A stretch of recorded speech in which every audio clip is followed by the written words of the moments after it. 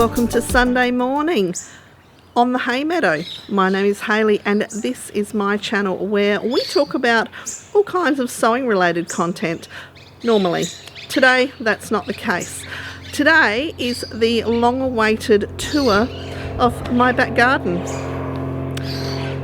Oh, some of you might remember that I used to live near an airport. Well, I don't live near a major airport anymore. However, we do live close to a glider airport. So on the weekend, we get the gliders out. So that's a little plane that's obviously let out a glider, and he's off. I don't know why, because it's cloudy today, but anyway, beside the point. So here we are. Now, some of you may recall that we bought a house late last year and moved in January. Now, I've hinted a number of times at doing a bit of an outdoor tour, and here we are. That's what we're going to do today. So today I'm wearing the Sewing Revival fantail top. This is in the first ever Beyond the Pink Door subscription box fabric that I received. So it's a beautiful, I'd say it's probably a poppy, maybe, French terry. So it's lovely inside. I've got a little Spencer on. And with this cuffing here, we got that in there. My sleeves are a bit, I must have stretched it out a bit too much when I was putting the cuffs on, but no worries. So we have the elasticated band at the front, and then so that's more ribbing at the back there. So you may have seen Sia has made an appearance. She obviously doesn't know that I'm filming because she's not a fan of the camera, but she's come out to have a look and see what I'm doing. I'm talking, so maybe there's somebody here. No, it's just me and you. So as I said, we bought our house at the end of last year, and here's the backyard. I'll move out the way. There's the back of the house. So we're actually going to head up that way, and I'll show you some of the garden up there. So I'm not going to show too much of the actual house itself because this is about the garden, and a few of the changes that we've made and possibly will make in the future. I won't go too in depth into those.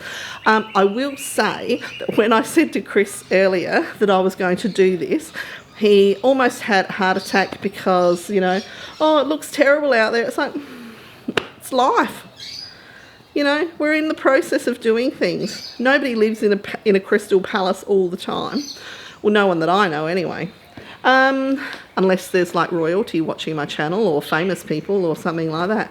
Who knows? If you are, give me a like and a subscribe, and pop a comment down the bottom and say that you're royalty and you're watching.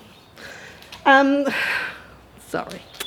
So here we are. So this is the right hand side coming out of the back. Now this garden here, and I will do a sweep through in a moment, is full of succulent type plants. So we went and had a look back in previous sale adverts for the house, and there used to be a pond and all sorts of stuff in there. Obviously the previous owners, they weren't a fan of that, so they changed all of that and just have let this grow over a bit and put in a lot of succulents. So that actually goes from sort of the end of the house. Chris has actually dug a bit out. So from here to there, Chris has actually already dug that area out, because we are going to clear all of this, because we have some plans for in here. So we'll go over here and have a bit of a closer look. So as you can see, there's actually quite a bit of area. It goes quite a ways back. I don't know, I'm not very good with measurements. Maybe 5 metres, I'm going to say. That's just off the top of my head. I'll ask Chris, he'll correct me. I'll put it along the bottom here somewhere. Yeah, so this eventually will all come out. We've got some ideas about extending the house here to put on another like rumpus type room or games room, music room, something like that. And then on the other half, so that would come up to about half, and on the other half, maybe some luxury items, possibly a sauna, maybe a spa. We'll see. But these are long-term plans. You know, you buy a house, you've got long-term plans. So that's possibly one of ours here. Okay, next area. So not necessarily the next area, but this is the garden that I've just shown you here. So this whole area here is all undercover. On the left hand, or that side there, that is a solid covered area, and then this here and over there, this is all shade cloth, and then over here is open. It's like an open pergola over that side, and this is like a shade cloth area. This is actually my clothesline here. So originally the clothesline was right down the back, and I'll show you where a bit later on, but it was dilapidated and falling over, and that was not going to be a preferred option for drying fabric, of course, because that's the priority. So Chris pops this one in for me. I do need a stool to use it at times, definitely to open it when it's closed up, but it's perfect. It's undercover, so in summertime it's not exposed to the really bright sunlight, and it's nice and open, so it's nice and breezy. So as I said, this is all a big undercover entertainment area, and then we look out down to the backyard, so we'll head down there. Okay, so we're sort of at the edge of the entertainment area here, and these pots here, there are 2 of these pots. They were left here by the previous owners.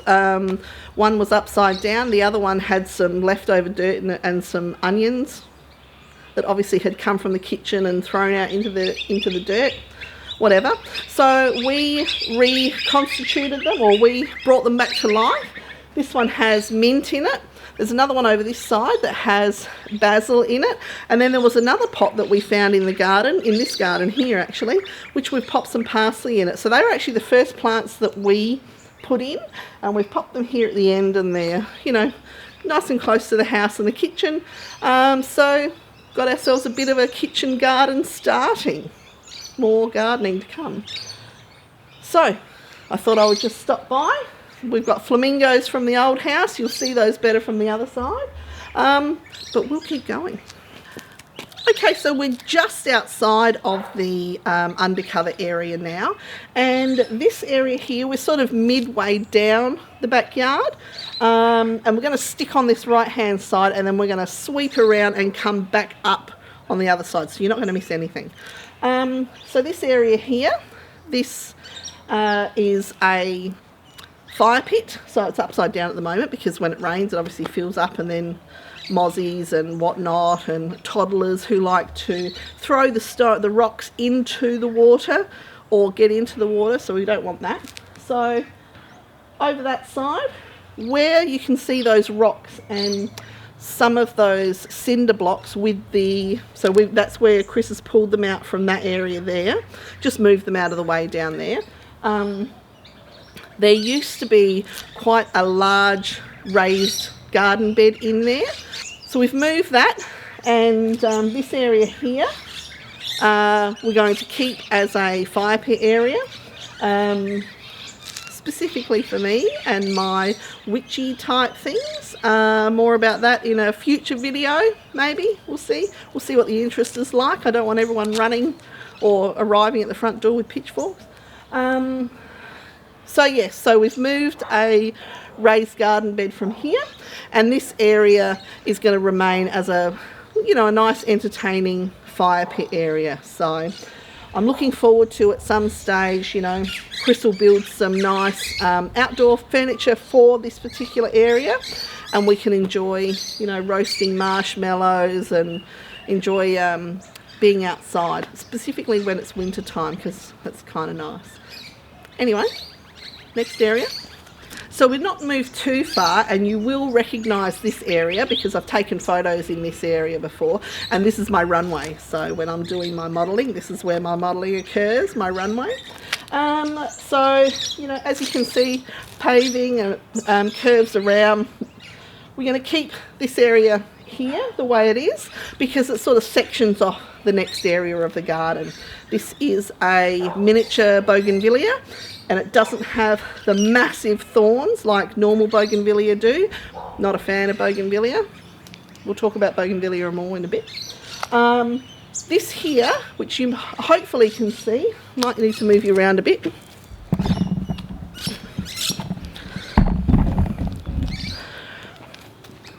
So this little lamb here is an orange tree. Now when we first moved in, that was really more of a stick, but Chris poured water on that and really nurtured that, and that's come back brilliantly. So that's a navel orange, so that'll be lovely and sweet.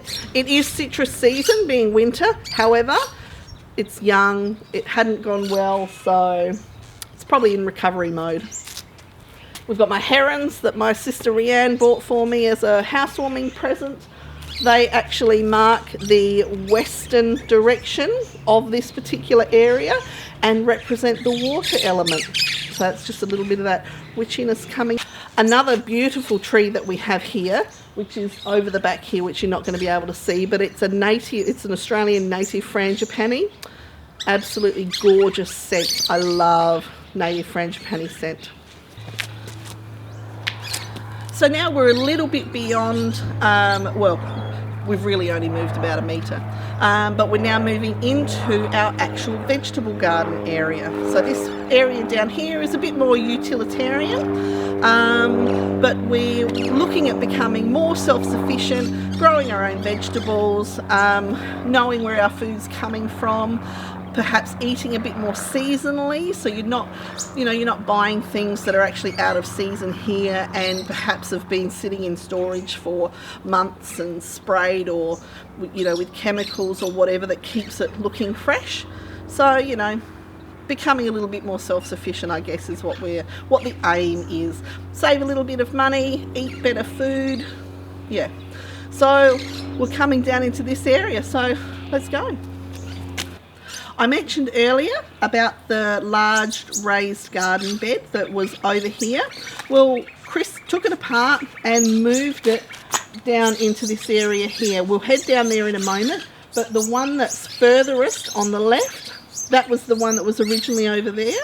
He took it apart. He then dug all of the dirt, or most of the dirt, from there and brought it down in to fill the bed again. So he did some repairs on it because it was starting to sort of come apart. When they'd filled it previously, all they'd done is put dirt into it, whereas you kind of need to fill about half at the bottom with things like wood and like organic materials that are more bulky, so that you're not just pouring dirt in there.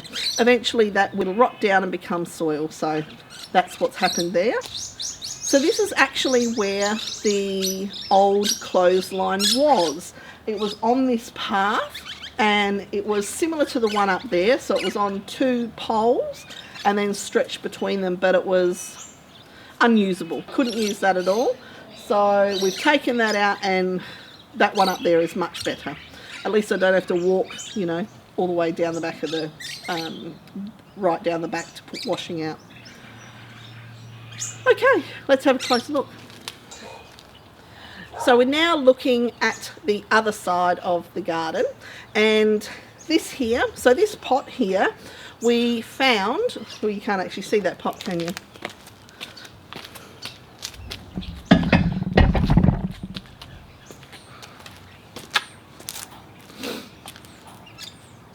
So, oh, can you see my slippers? Woohoo! It's Sunday, remember? You're lucky I've actually done my hair. And I'm wearing half decent clothes and not just look like I've crawled out of bed or the washing basket. So this large pot here, as you can see, it's got a big chip out of the side. We actually found this down the back corner of the garden. We'll talk about that in a moment when I show you that area. and we couldn't let it go to waste. So what we've actually done is popped it over here, filled it up, and Chris has planted strawberries in here. Now you might be wondering why it's got a big cage on it.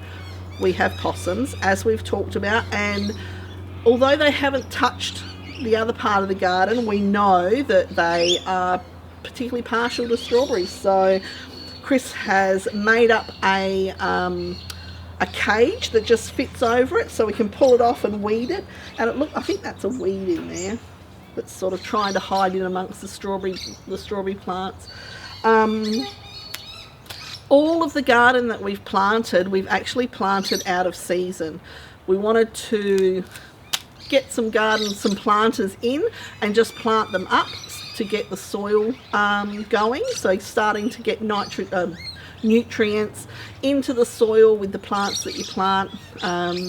So yeah, so what you're going to see is all higgledy-piggledy my red hen, but that's how we go. So yeah, now you can see in the background here there are a couple more planters. These ones are actually thinner planters, so we'll take a better look at those. So here we are. So these planters here, we've put in 2 of these so far, and there's a space just here between the strawberry one and this planter for another one to go in. These particular ones are 2.1 metres long, and I think they're 75 centimetres wide. So we've got 2 at the moment in here, and you can see here there's some big cement pavers which we found here already. So we haven't bought any of this or any of these. They were already here, but they are going to create paths in between the planters. So in this particular one, we've got a silver beet here. Then we've got, I don't even remember what they are. What are they? Oh, these are coloured silver beet. So more silver beet, but those 4 in the centre are a coloured variety. Never seen those before, so I thought we'd give them a go. And then up the end there in the frame are 2 tomato plants. As I said, totally out of season, but give them a go. Who knows? So yes, so that's this one. Now this second one here, that is entirely beetroot, and it's coloured beetroot. Now we didn't necessarily go out to plant a whole planter of beetroot. However, when we went to Bunnings, they had a couple of punnets that were going out cheap, and they looked all, you know, they weren't looking the best. And we thought, well, you know, if only half of them survive, then so be it. They're all doing a-okay. They've all come on really, really well. So, yeah. So, view from the opposite side, same side, but we're going the opposite direction. So, we've just got a bit of a garden area here. In the back, you may be able to see there's a mound of dirt. That's actually come from the opposite side behind the camera here, which we'll talk about in a moment. But that will eventually make its way into that other planter and a couple of other planters. So as you can see, we do have a little bit more room. So we've got the idea to put some round planters in. And also, while we're talking about planters, we actually need to put in at least one, if not 2, of the ones that are about half the height of this, because what we realised really quickly when we put those tomatoes in, that once they grow, I'm going to need a stool to actually harvest them. We obviously weren't thinking about that at the time. What we were thinking about though is the fact that this is our forever home, and if we want to have these gardens in, then at some stage we're going to get to a point where, you know, getting on the ground and bending down and that sort of thing is not going to be easy. So we are future planning, hence why we've put in the nice high garden beds so that we're not going to have to do that as we get older. So let's take a look behind and we'll talk about that corner. So here we are. This is that back corner that I was talking about, and I will come down. I'll do a bit of a go around so you can see the plants a bit closer. But this back garden here, when we first moved in, this was actually from sort of this whole area, it just sort of gradually moved up and was a mound. And you can see the back fence, you can see the line where the dirt was mounded up to. It may not look very high, but it sort of started mounding from about here. So that's quite a significant amount of dirt going all the way up and around. It was filled with carpet, old pots, pavers. That's where a lot of the pavers, and I'll show you the cinder blocks that we found in there as well. So lots of stuff. I guess it was just like the back corner, you know, they dumped a heap of stuff in there. Dirt that was no longer, it all just went up the back here.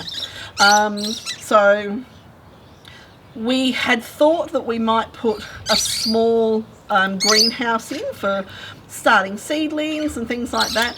Well, once Chris dug this whole area out, it's actually really big. So we're going to put a larger greenhouse in. That way we can raise our own seedlings, perhaps grow like things like tomatoes with the stuff. They're always good. Tomatoes are never going to go astray. So we might be able to grow those all year round. So that's the idea. That's the thought process behind it.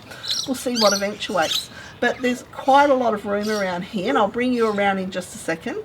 So a greenhouse, one of those round garden beds that I was talking about, perhaps one of those around here, or a square one, doesn't matter. And yeah, make as much use of the space as we can. We will keep the theme of putting paths around to cut down on weeding, and to also to make it nice and easy to actually access all around the garden beds for when we're old and trusty. Okay, let's take a look at this back corner. So as you can see, this is actually a really big area. So I can come here.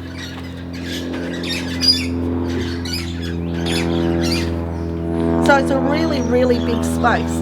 So we didn't want it to go to waste, and we wanted to actually make it really usable. So we thought a nice greenhouse in here would be the perfect way to use it. Now that it's nice and flattened, the fence seems a lot higher. That's one of the things that we will be doing this year, is replacing the fence line that we've been walking past, and possibly this back fence here. Yeah. That'll go in with the colour scheme of the house, which I'll talk about as we head back towards the house. So I guess, now that we're down here, you probably want to have a look at these planters. So we're going to swing around and start heading the other way. So here we are. You're now in that back corner. And now I did mention bougainvillea. And I said that the miniature bougainvillea back there doesn't have the thorns. Unlike this nasty bugger here. So when we first moved in, this was in flower and it was profusion, and if you know bougainvillea, you know that it gets really long canes on it and it grows really profusely. Beautiful, like a burgundy pinky red flower. Oh, now I may have mentioned in my last video that I had a surprise for you. Well, that would be the surprise. This is Freya, or the land shark as we currently like to call her. So Freya is 9 weeks old and she is a German Shepherd puppy. So Sia is getting a little bit long in the tooth. She turns 12 in September, and we wanted her to be part of teaching a new puppy. We also wanted another dog. We've been talking about it for a couple of years, and knew that we would want something a little bit bigger than Freya. Not as a guard dog necessarily, but as you know, Chris does work away, so that means that I'm often alone for a few weeks at a time. And, you know, as we've discussed, we are talking about future-proofing, and just having something that was a deterrent, I guess, was something that we had thought about. So Freya is absolutely gorgeous. We've had her for a week, and you forget how demanding puppies are.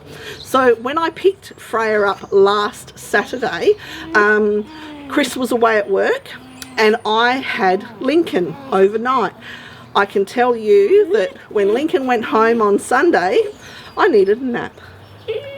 It was, yes. So here she is, and her paws are much bigger than Sia's already. Sia has, she has been quite good with the assistance in training, although she has shown a little bit of a mean girl attitude at times. So anyway, that was the surprise. So yeah, welcome Freya.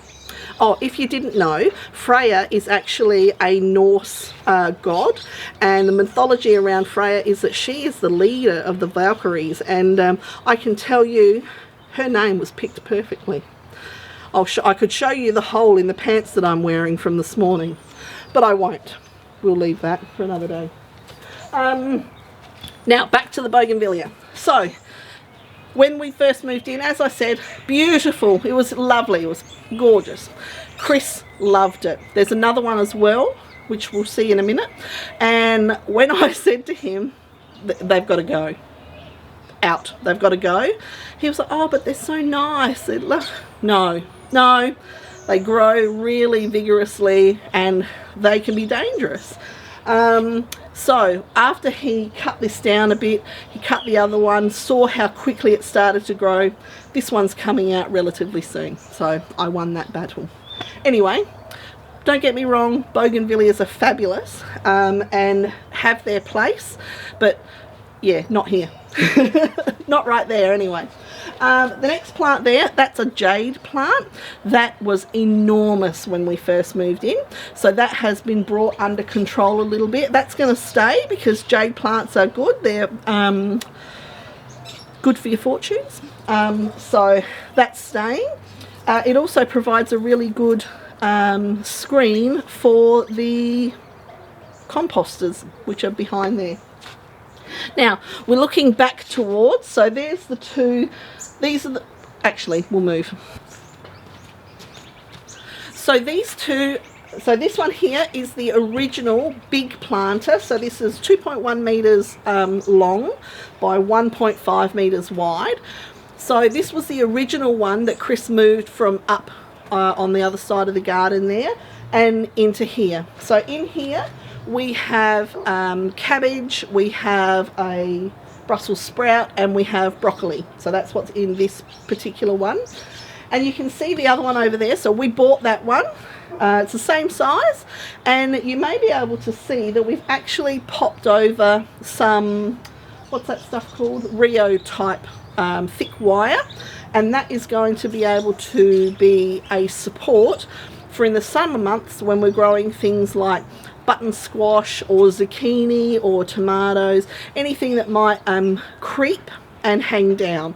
So then they'll grow up and over, and that makes the harvesting nice and easy. So that's the idea there. So that path already was in existence, so we've just used that. Now in the other planter, and as I said, I'll do a close up so you can see the plants. In that one we have things like lettuce, bok choy, there's some beans in there as well. There's also, and spinach, and I already said cos lettuce, I said lettuce. There is also some self-planted potatoes in there. So when we planted those plants in there, you know, we're watching them and weeding, and then these plants stuck their heads out near the beans, and I immediately thought, oh, they actually look like potatoes. So we've left them, whether they've grown from garden scraps that have gone in there, well, that's what they have grown from. I shouldn't say whether they have because that's what was in there. So yeah, so we'll see how they go. There may be nothing on the end of those come the end of the season, but hey, we're not losing anything, are we? And we could have potatoes for nothing. Only a few, but still. Okay, so time to change position. Shit, the land shark just tried to eat up the tripod. Okay, Okay, so we have swung around and we're now going to head back the other way. But let's take a look here first. So you'll see in the background, so we've got a couple of buildings, some outbuildings here in the background. Both of these are wood sheds. So this first one here, Chris has actually cleared that out and he's got, I think the lawnmower or something might be in there. And then the next one, which is open, that's the wood shed. Now, what you'll also see is some lawn. Now, originally, this whole area was just dirt. So dirt and bits and pieces, and that was all that was here. So it was just all open dirt. Now, we actually went to Bunnings when this was, I think we'd only been here a couple of weeks. We went to Bunnings for something totally unrelated, probably a sausage, probably got one of those while we were there. And as we parked and went in through the garden centre entry. They had a pallet of ready to lay turf going out for half price. And we thought, we'd already spoken that this needed to be, we would lawn this small area here, and it is relatively small. I'll show you that in a moment. Specifically for Sia, basically, so she had a toilet. I'm not going to say that that's the only place that she goes to the toilet. Previous owners had a dog who went everywhere. That has not boded well. It's good.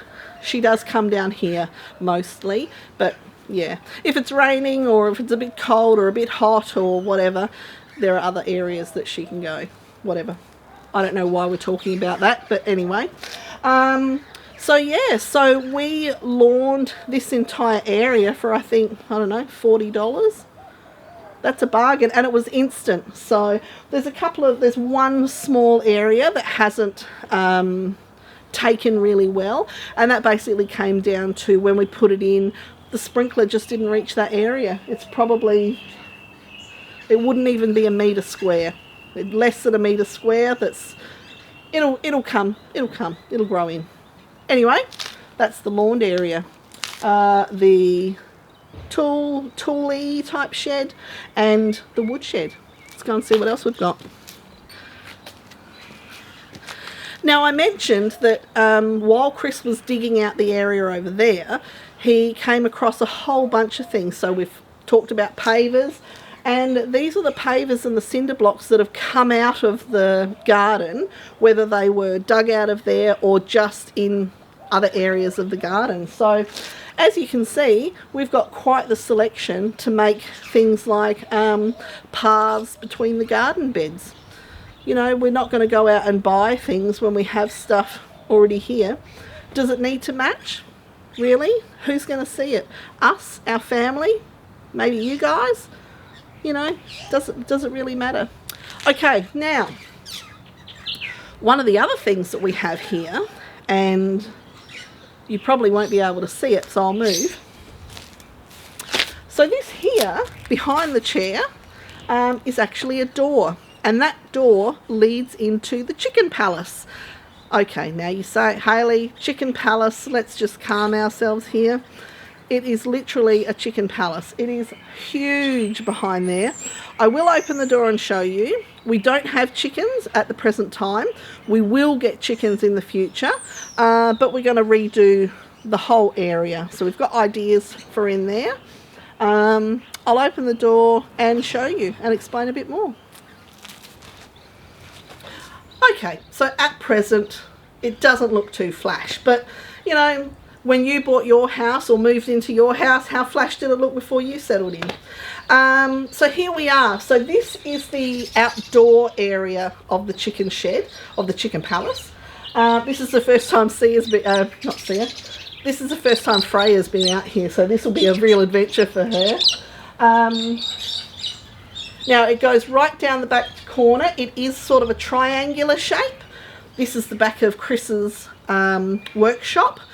As I said, it's a bit of a triangular shape. Now there is a water tank back towards the house. I may remember to point it out, I may not. It was actually on the side we already looked at.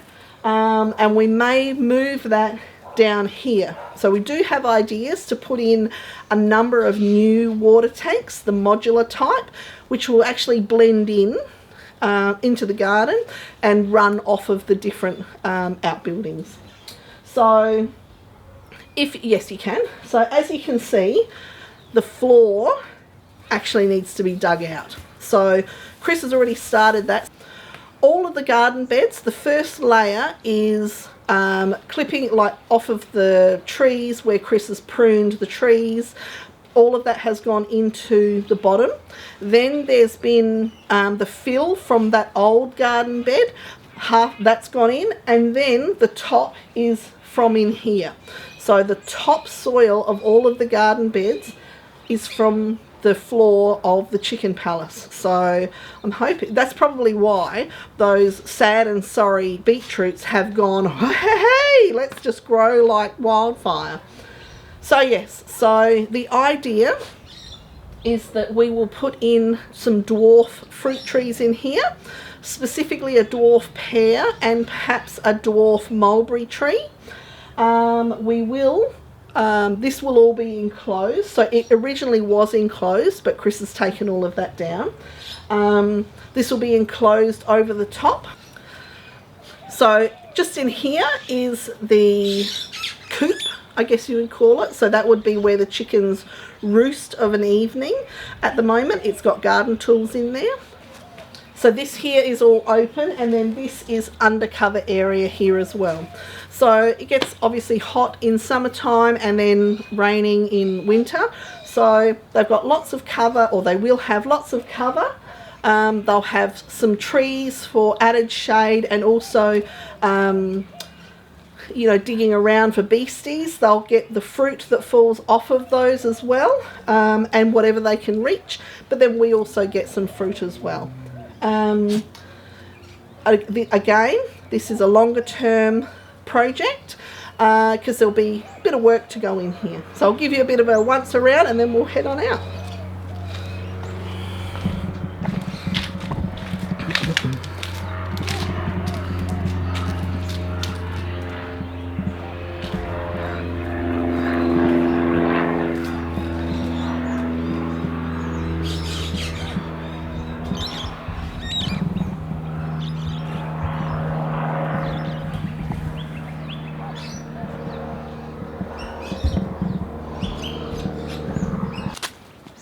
So here we are. This is the entry to Chris's workshop. Now, I mentioned that there were some more bougainvilleas, and as you can see, there's another offender right there. So this was grown up and over the entryway there. There's a little entry. I'll do a bit of a look around there. But this is another garden bed. So this lemon tree here, again, Chris brought that back to life. So that's doing really well. It's actually got 3 lemons on it. Now we've had a quick stop here because so far we've counted 3 bougainvillea. One is a lovely thornless bush. The other 2 are horrendously terrifying thorned creepers. And here's another one here. This is the one that made Chris change his mind. So when we arrived, this was quite bushy and had the canes were coming out quite vigorously. So he chopped it all back because it was getting in the way as we were trying to do things. Well, about a week later, canes had sprung off and one of them bit him, and yeah, that was it. Once he'd trimmed them all and saw how vigorous they grow and just how bitey they can be, he changed his mind, so I won. Okay, so we are heading back towards the house now. We've come up from the vegetable garden.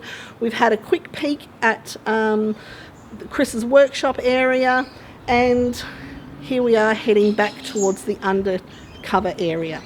Now, what you can probably see here is a beautiful wine barrel.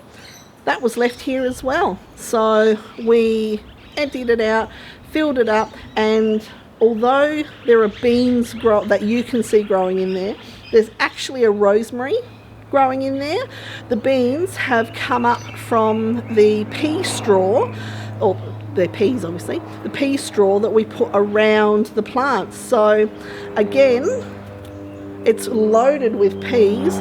We're just taking advantage of what already grew, so they're good too. We've had some, so yeah, yay us. Okay. Oh, and here's one of those flamingos. So my uncle Jeff actually made those, so I took them from the old house.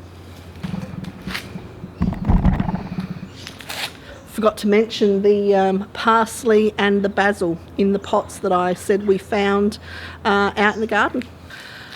So we have made it back under the undercover entertaining area, and what you can see over this side is my room. So half of this is my sewing space and the other half is my healing area. So my Reiki, my acupressure, aura, healing, meditation, all of the good stuff, all happens in the other side of that area.